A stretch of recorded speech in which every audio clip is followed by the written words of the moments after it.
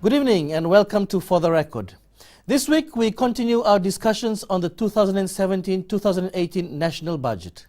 How will the recently released budget affect the prices of goods and products, and how adequately protected are consumers in Fiji's growing market? Joining me to discuss this and more is the Fiji Commerce Commission CEO Joel Abraham and Consumer Council of Fiji CEO Pramila Kumar. Thank you for joining me on the show. Thank you. Pramila, we'll start with you. You've said that this was the best budget you've ever seen. Really? Absolutely. Yes, I mean that. So the reason being, for the first time, the whole budget was focused on people. So it's people's budget, and the focus was also on socially including everyone. And previous past budgets were not like that. I'm talking about earlier budgets by other governments were not like that. Other budgets were more on business community, and the idea was how we can give incentives and concessions, and then they will create employment, and then the economy will grow. Whereas with this budget... Well, isn't that a sound economic principle? That's what people say. But let me tell you what happens in that scenario.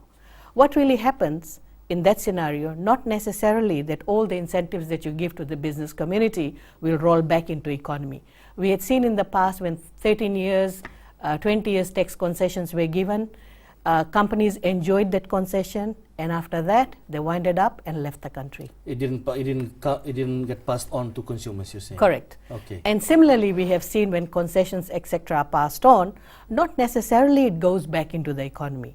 This year's budget is slightly different in the sense that they are focusing on consumption-driven economy, and where everyone's pay packet, almost everyone's pay packet, is going to be little higher. I was struck by your comment because in the Consumer Council always urging people, be careful what you buy, don't judge everything the first time you see it, check the expiry date, check the label. So this budget you think is a slam dunk for consumers? This is definitely the best budget for consumers in the sense that their household income is not been stretched too much. We are not seeing any drastic increases in any tax and duties.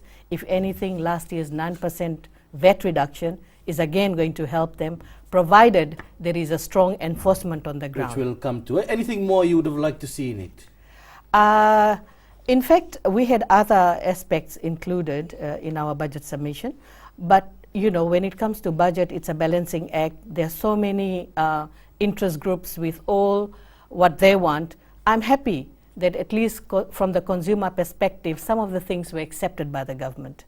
And particularly the policy part of things, which means no matter what, that policy will remain and it will help consumers in the future. So going in the right direction, as you say. Now let's talk about budgets. Joel, the Commerce Commission got a huge increase in allocation, about $1 million more. Maybe you don't see it as too huge, but it's an increase. Yes. What's the justification? What will this go towards? Well, Stanley, I think it just follows on from what Pramila just said. We're talking about a budget that is consumption focused as opposed to looking at just providing incentives to the business sector. And you're looking at, say, the increase of threshold up to 30,000, which means people are going to have a lot more money, which means the idea is that the consumption activities will increase, which means a lot more trading that will happen. And because a lot more trading will happen, as the enforcement agency, we have to ensure that all these trading activities needs to be closely monitored. They need to conform to the rules and regulations. There are laws to protect consumer and consumer interest. They need to be protected as well. So yes, it will go about looking at a focused on enforcement, strict enforcement. It will also go into market reviews, where we'll be looking at why some markets are not working the way they're supposed to be working. Now the focus here is to look at competition and creating more competition in the market, to see where there are breakdowns in the market and try and fix this. What can be done to improve it? Exactly. Now the Minister for Economy spent a good part of his budget discussing the issue of companies allegedly, or perhaps they're doing it, not passing the decrease in duties to consumers from the VAT decrease last year. Let's go through some of that, as that a key issue, very specific focus in the budget. So what's the situation right now that warrants this intervention in the markets? How bad is it? Well, at this point in time, Stanley, this is not something that the government has been saying in this budget specifically. If you see, a couple of years ago there was a task force that was set up. So the work regarding this issue of traders who are getting incentives and not passing down the benefits to consumers has been something that has been happening. And this year, through the reviews that have been happening in the previous year, it's a build-up. It's not something that has just come about. What government has done is now put in more teeth to the regulators. So the Commerce Commission now has powers. There will be information sharing powers with FRCA. There's an establishment of a economic intelligence unit as well. I'll come to that. I want to ask, how widespread is it, Pramila? How widespread is it, do you think, this traders not passing on the benefits to the consumers? How bad is it? It's very bad. It's very bad. I think there is a practice which continued over many years, and this culture was built in traders. And they always saw any increase in duties and taxes was more or extra income for them.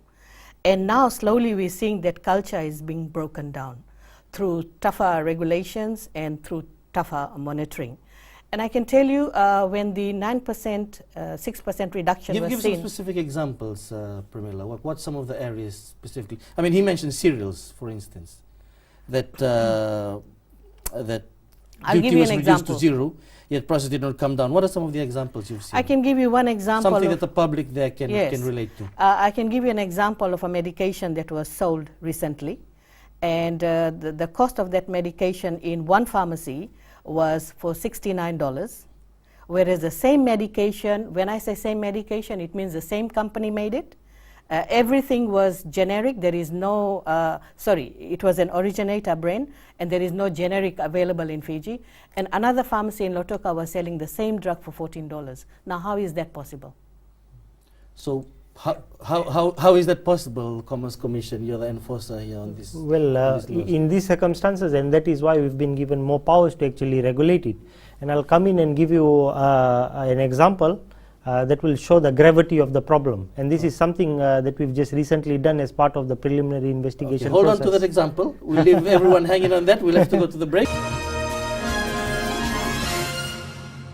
Welcome back. You're watching For the Record. Before we went to the break, we were discussing how companies are apparently not passing these duty reductions on to consumers, and how bad the situation is. How bad is it and how real? You were talking about an example that you were going to give to show this. So what we did is actually we tried to do a preliminary investigation to find out what is the issue here, the crux of the matter actually. So what we did is we looked at one particular product, right?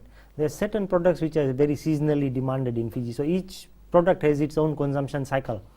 One of the product we looked at condensed milk. When you have festivals like Eid and Diwali, these come in handy to make sweets, and if you're talking about people that make pies, so condensed milk is used quite a lot. So without naming the brand, what we actually did is we found out that during this festive season, this particular can of condensed milk goes for $8 a can. And so we said, is it really that it should go for $8? What is the real price? And condensed milk is not subject to any regulatory controls. So we went ahead and we talked to a few supermarkets and said, can anybody actually tell us if you can bring this particular product into Fiji, and can you source it at a cheaper price? So somebody went down to Woolworths in Australia, which is a large supermarket. So after doing the quotation and getting it down and making around 20% markup on the product, they could easily sell it at $3. So the question is then, well, some would argue, look, okay, at Diwali, there's a big supply, big demand, yes, and therefore the laws of demand and supply, of course, the prices go up with bigger demand. Yes, but you would note that usually what would happen is when a product is there's a high demand and there's a shortage of supply. Here there is no issue of shortages of supply. Supply is constant, so supply is able to give, whatever is demanded is supplied. So that should not have a major bearing on price itself. So of course when there's high demand, you would expect prices to go up because supply is constant. Here supply is not constant, and you're talking about something that can be brought in and sold for $3 but is sold for $8. The question is then, why such a huge increase? It's more than double the price. You agree, Pramila? I totally agree with what he's sharing with us. This has been a common practice. In fact, every budget And recently I have been like very concerned and hoping that the government will not reduce the taxes, because deep down in my heart I know reduction of taxes simply means the prices will go up gradually. Right. And we have seen that so many times happening in the marketplace. So it's a very cultured way of doing business. And let me just make one point very clear. In consumer protection, it's all about traders and service providers against consumers who are the buyers. So I just want to make it very clear that Consumer Council is not anti-business, not anti-profit, Yes, because not I think a anti-investment. business person will say, so where's the protection for me? I need to make But money we are during... anti-bad business practice. Be- And we're because talking about bad business Obviously, practice. during Diwali and Christmas that you mentioned, Because- traders want to maximize their profits. Because won't here they? that's why I said we looked at a 20% markup, 20% markup. You still at a 20% markup, which is reasonable. 20% markup, you still can sell it at $3, but here you are charging about $8. Who's manipulating the system? That will be seen after the full thorough investigation, and that is just one product. There are quite a few on this list. But Okay. again, I would not like to speculate, because then this will be news items to come in the future. Okay, now the Commerce Commission, Yes. according to the Minister of Economy, will be empowered under this new unit that will be set up together with the Fiji Revenue and Custom Authority to monitor the prices of wholesalers and those who hold sole distribution rights, and anyone who holds monopolistic positions will now have to justify their prices. So this is only for monopolies or right across the board? Well, Stanley, what we'll do is first we'll do a competition assessment to see which items are considered as monopolies in various markets. So an example could be you could get a particular product that has no other competitor in that product range. That product in itself would become a monopoly.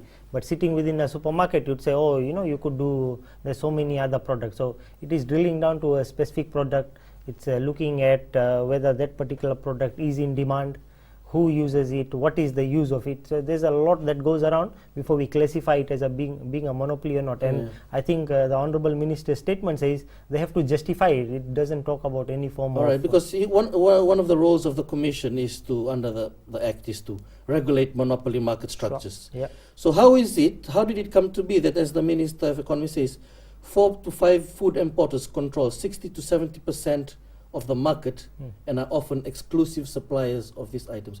How was that allowed to happen in the first place? Well, Stanley, it's a matter of the market itself. The Fijian market is quite small. The population is 900,000. You would, in such small markets, in smaller economies, not just in Fiji, you look at other small economies. This thing is consistent in smaller economies, where you won't have that many number of players coming in and competing in the market. You look at our supermarket chains. You know, there's about 5 or 6 of them only, right?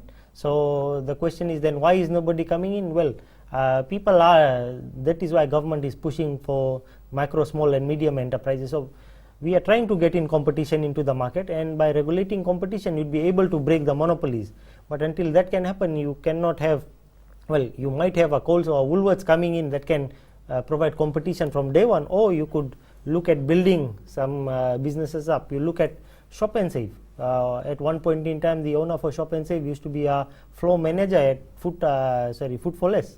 Now he owns a big chain of supermarkets. Yeah. So you're happy, obviously, with this unit having more teeth? As Oh, the Minister absolutely. says? That was one of our requests. We had made a submission saying that we need a more stronger enforcement in this area, because otherwise the duty reductions and tax reductions, when they don't get passed on to consumers, government also loses out, which they can spend on public goods, which they don't. And here it gets collected by the traders, and their profit margin keeps on increasing. So where is the game? So this has been a long time coming. Oh, absolutely, and we welcome that. All right, you're watching For the Record. After the break, we'll discuss further on this investigation and assessment that will be going on companies that are not passing the duty reductions on to consumers.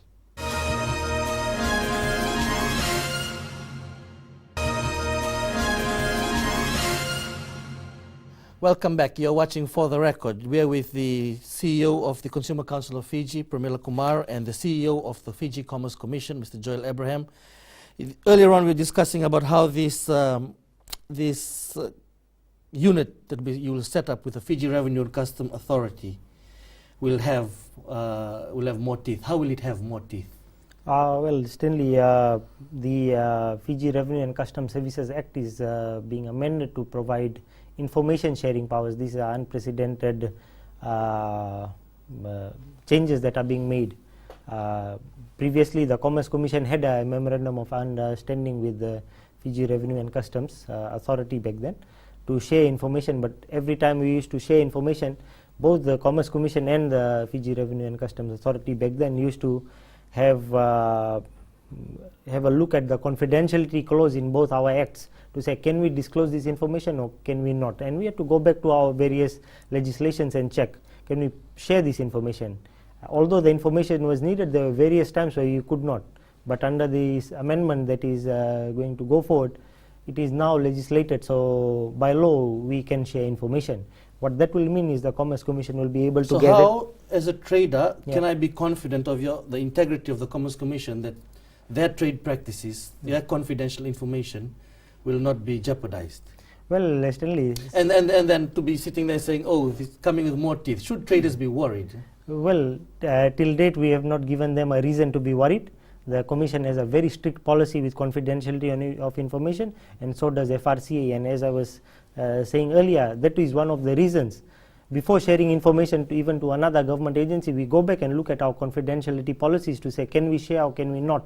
Now we can by legislation. What that will mean is the Commerce Commission will have first-hand information from the import level when goods enter our country to say what is the prices of various things, and we will be able to share our ground data where we go and do surveys back to FRCA and say this is what is the prices on the ground. Now let's reconcile these. So one of the things that the Minister announced, the Commerce Commission will work with FRCA to go behind the screen and investigate abuses and develop appropriate regulations to ensure prices are not dictated through monopolies or cartels, to ensure compliance. Now, what does it mean by going behind the screen? You're going to check how they do business? Records, I think. Records. Records. It's records. Yeah. So if I'm a trader and I'm sitting there, I'm asking, this is over-regulation of the market. They're interfering into our business practices. I don't think so. I don't think the traders should be worried, actually.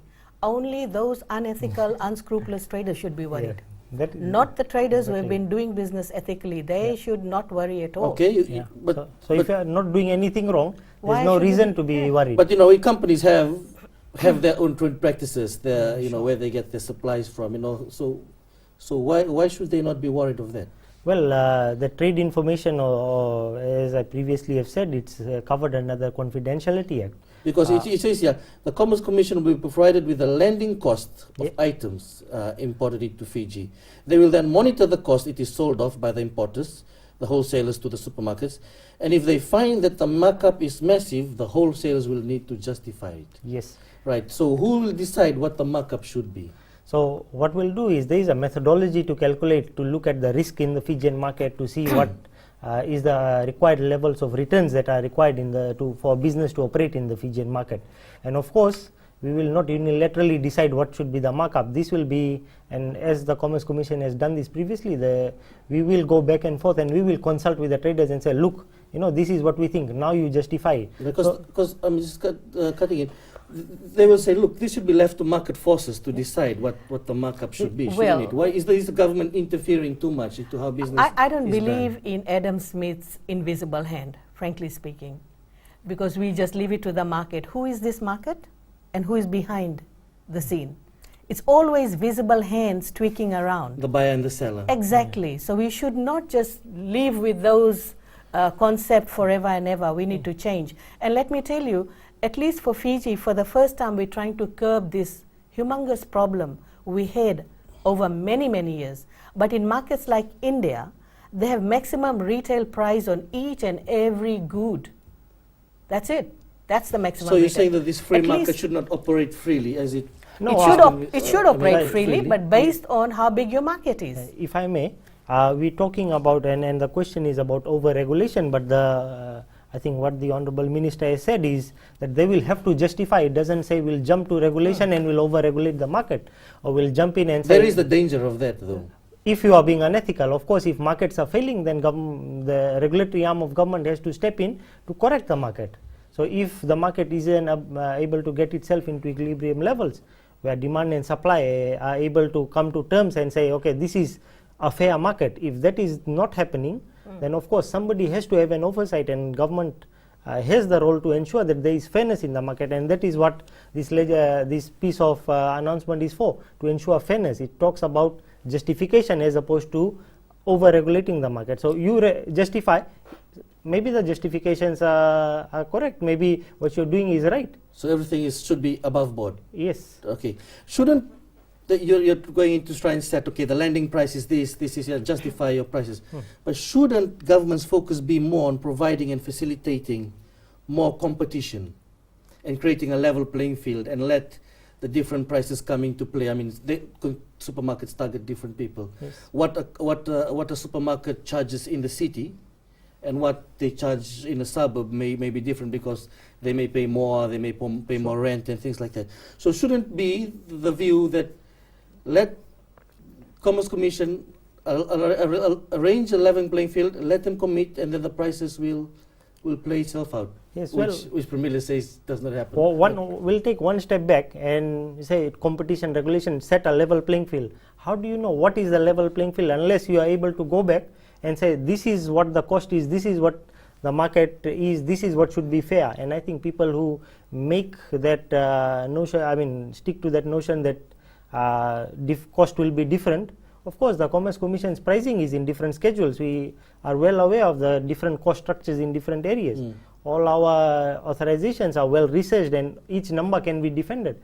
And the current practice that the Commerce Commission has in any regulatory pricing mechanism is to allow for adequate consultation. Sure. So very quickly before we go to break, doesn't competition bring prices down?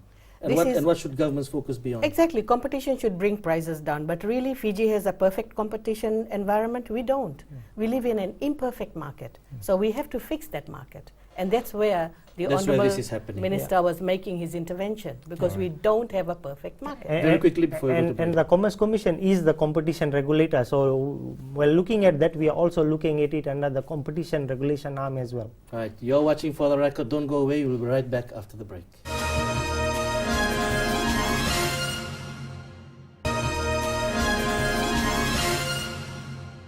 Welcome back to For the Record, Mr. Joel Abraham. Let's touch again on this unit and the extensive work you'll be doing into checking how prices are structured in this market and how fair and justified it is. There will be, and we touched on it briefly, but I'd like to ask again, there will be questions from business houses on the integrity and independence of the Commerce Commission to protect the confidentiality of their information, their trade practice, and the trade secrets of the business. So what reassurance can you give? Well, the Commerce Commission has a very strict confidentiality policy. What we do is we ask traders, and the traders that we interact with during our first interaction, we do advise them of the provisions or the rights that they have under the Commerce Commission Act to ensure that their trade secrets and all their commercially sensitive information is kept under wraps. And that is why previously, even when I give examples, I don't take any names, and that is to safeguard, and that is part of our confidentiality policy. What we do is we advise the traders to mark their submissions commercially sensitive, so all they have to do is write confidential on top of their submission, and if they do, then only 3 people at the Commerce Commission are ever able to see it. So what that means is your whatever information comes through. So the structures and systems in place to ensure that nothing will come out. Talking about not naming names, but he mentioned anomalies at one supermarket chain that resulted in penalties and fines of $53 million. How widespread is that? Well, this kind of practices. Well, you look at fines and penalties. I think they talked about $53 million in fines and for one supermarket. Supermarket, and if that has something to do with the tax portion, now we ought to remember that tax portion would be around 20%. So if that represents 20%, you're talking about a turnover of more than $200 million. So that should tell you how widespread it is. Does this reinforce some of the things you've been saying over the years, Pramila? Some of the things the Consumer Council has been saying about how business are practicing in the country? Actually, it does, because our concern has always been, when we look at Australia, New Zealand, and other markets, you always hear their Commerce Commission used to fine airlines. They were finding big business practices, you know, even to the extent that Americans have recently fined Google $2 billion. So that's all about bad business practice. And here we're not trying to throttle any business just because we want to do it.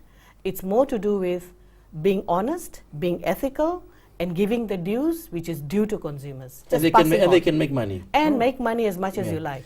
The Minister of Economy also mentioned the issue of cartels and retailers in Fiji, where 2 or 3 suppliers get together and say this is the price fixing. How bad is that situation? Well, we can only make a conclusive statement after we have investigated. But so right now you're suspecting it's happening, but you don't know if it's happening. Well, I can give you an example previously that gives us suggestive indicators. So it's like this: if anybody is colluding, nobody sitting in and taking minutes that will allow us to then retrieve those minutes and produce them in court, and somebody is saying let's fix this price and somebody is writing it down and they both sign off. That's not happening. If it's happening, it is understanding or an agreement that is happening, and most of it is verbal.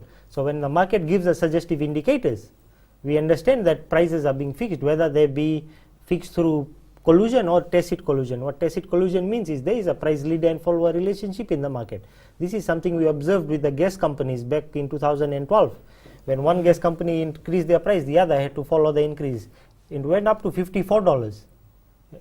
And then the Commerce Commission came in and regulation happened, and earlier this year it went down to as low as $28. It's never climbed back to $54. So these are some of the issues that will be addressed. Let's move on some of the other issues. Insurance, particularly on the Consumer Council of Fiji has been lobbying for reforms on the laws and systems of third-party compulsory insurance. Now government is setting up this Fiji Accident Compensation Commission. How will that improve the situation? It will drastically improve the situation in the benefits of accident victims. The whole third-party insurance was flawed. It didn't have a proper system. The insurance companies were offering third-party insurance. They were operating under a lot of exclusion clause. So on one hand, you have a lot of exclusion clause. On the other hand, government has made it compulsory. So you don't have a choice, right? If you don't pay, you get into trouble. You can't put your car on the road. And you have to pay and live with the exclusion clause. You're saying they don't have a choice, but the Insurance Council of Fiji says actually the insurance industry in Fiji is highly competitive and the free market dictates this. I mean, conditions apply when you buy the conditions and the person buys it freely and agree to abide by the conditions. All traders will say that. They have to save their skin. They have to look good, and that's precisely what they're doing, right? But what is the reality on the ground? As a person walking on the street, right? You're crossing the street, somebody comes and hits you, and that person is driving a vehicle which is supposed to be having like 5 passengers, but there are 6 passengers. You are excluded. They will not pay you a third party. Is that fair? Am I supposed to be? Well, that was the condition under which it was sold. I mean, same if someone's unfair. driving a defective vehicle, you're punishing the insurance company, making them pay, but not the person. But that's who what should I have paid taken for. Responsibility for driving the defective Third vehicle. party, it means protecting the victims. That's why we pay that money. It's not protecting the insurance company. So what actually happens in a situation like that, the victim becomes the responsibility of the state, and they become the responsibility of the family, whereas the third-party insurance companies will say, sorry, exclusion clause, we cannot pay you. Then the matter goes through the court, and you wait for years to get it sorted. Now the government has come up with a much better system, no-fault compensation, which is far better than what we initially had. Because the council is saying, well, they've previously described your claims as unfounded, inaccurate, and falsely provides a negative view of insurance companies. I'm sure you've seen that statement. In 2015, they state net claims by general insurers actually increased by 5.1%, as opposed to the Consumer Council's view that they are making a lot of money and denying a lot of claims. Now, and they say claims paid for motor vehicle, medical, personal accident, and motor CTP classes grew over the year. This is from the Insurance Annual Report produced by the RBF. I've also seen those reports, Stanley. As you have read out the report, you see it's all lumped together. Do you see the breakdown for CTPI? They're saying here the general general insurance. General insurance, and they've also stated experienced a decline in earnings by 12.2%. So they're saying the claims have increased. Yeah, but claims for what? Third party? Not really. Because we have handled number of cases. We just can't jump to a conclusion. It's based on the number of cases we have handled at the council. And we did not just come up with this idea of lobbying with the state or doing our advocacy work. In fact, we have been giving equal opportunity to the third-party insurers as well. We had our seminar on third-party insurance where we invited the victims, and they related their story, how they have been suffering. So it's widespread. It's very widespread. Okay. Yeah. You're watching For the Record. We'll be back after the break.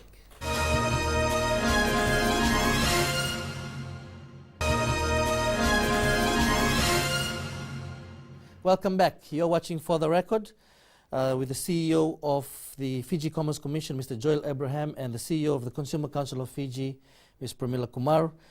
You both receive complaints from the public. I mean, you exist to hear response from the public. What are the top issues that hits your table?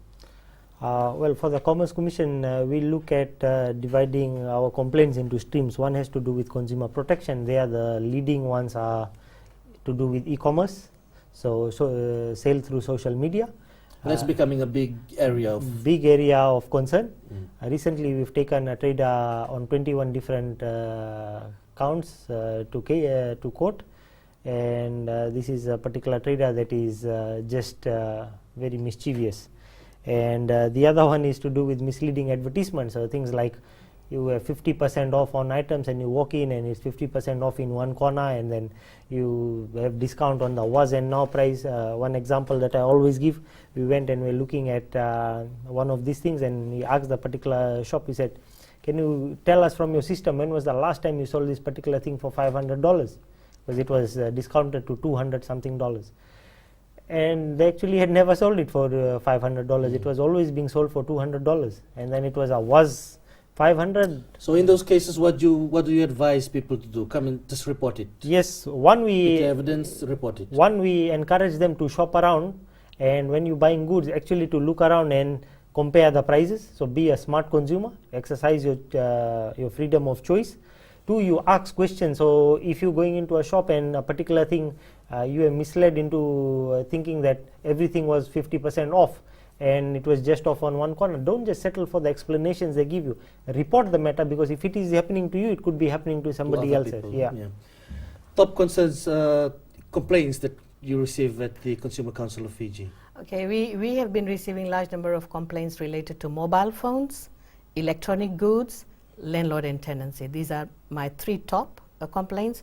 But recently, because of the growth in the construction business, we are also receiving complaints against construction companies, hardware companies, and so forth. The landlords and tenancy issue that's been there for a very long time. Eh?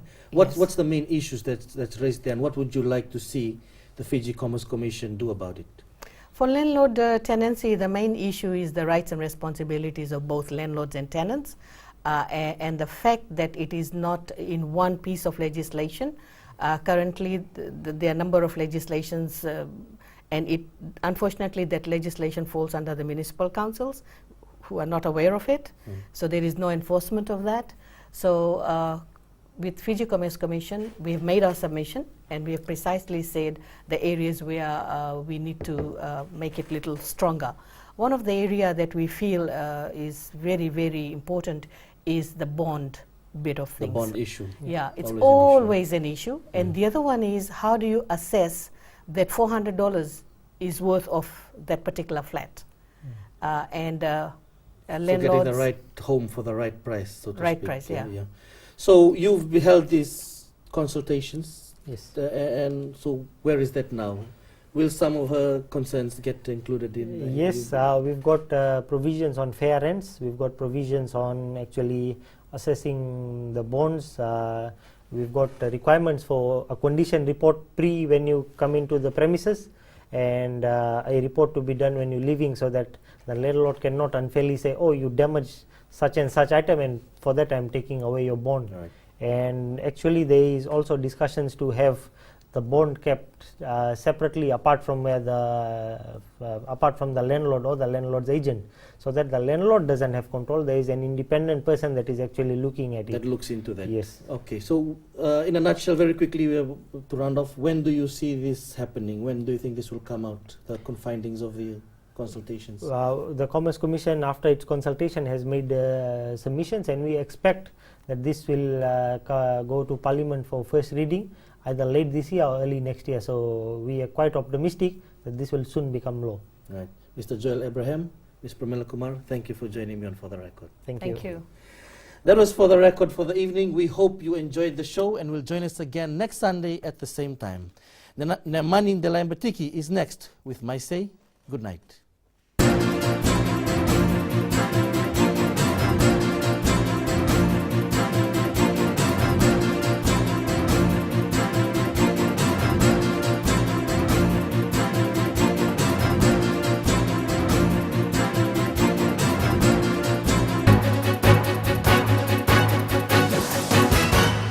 Good evening. I'm Nemani Ndelaimbetiki of the Fiji Sun. Welcome to Fiji's first TV editorial show. In my say tonight, I will speak on the budget debate. The budget debate begins tomorrow. It's an annual parliamentary tradition that gives the opposition the opportunity to critique the national budget presented by the government. This is not just a debate, but a forum in which the MPs can express themselves and make contributions that will help enhance the budget. They've had a week to critically analyze the budget and come up with ideas that will help to improve it. It is therefore incumbent on all MPs to come prepared to Parliament and contribute positively. A robust debate is great and good for Parliament. It shows that the opposition is doing its job in scrutinizing government's performance. One issue that the opposition will most certainly focus on is the budget deficit. The net deficit for this $4.357 billion budget is $499,508.3 million, calculated from an estimated revenue of $3.85 billion. We have heard from the Attorney General and Minister for Economy, Ayaz Syed Qayyum, that our economy has shown that it has the capacity to cope with this deficit by servicing the government debt. The capacity is measured by how strong our debt to GDP ratio is. It depends on our economic growth. We can afford to borrow more if we are earning more. While the budget has been tailored to maintain government's social spending, and given an increase in some areas, the main focus is still on developing infrastructure, education and health. Some ask where the government is getting the money to pay for this increased spending. They express the fear that the future generations will be lumped with a huge debt to repay. Government has been able to spend more because the Fiji Revenue and Customs Authority, through the direction and leadership of government, is collecting more tax revenue than ever before. Tax laws have been tightened to prevent tax evasion and money laundering. It's evident from this budget where government's attention is focused. It's a targeted approach to cater for the needs of the vulnerable and those in less privileged positions. They include the elderly, the destitute, the poor, and the disabled. They also reward people who have sacrificed to serve the public, like the rural and specialist nurses and teachers who have been given substantial pay rise. Last year, our doctors were awarded hefty pay increases of up to 80%. This budget caters for many people across our political spectrum. It brings to life the policies of the Fiji First government. This should be the starting block of this debate. How can we better the budget so that it benefits more people? In saying this, we need to recognize that the starting point includes the following. 1. Free school fees for students from kindergarten to primary and secondary schools. 2. Free school bus fares for students. 3. Free milk and Weet-Bix for Year 1 students. 4. Toppers Scholarship Scheme and TELS loans program to get more of our young people enrolled in tertiary education. 5. Electricity and water subsidies for low-income earners. 6. Free medicine scheme allows easy access to price control medicines, including for non-communicable disease, free of charge to all Fijians who earn less than $20,000 a year. 7. Bus fare subsidies for those who are 65 years and over. 8. Monthly allowance for all households under the Poverty Benefit Scheme. This has been increased from $160 to $177, inclusive of food vouchers. 8.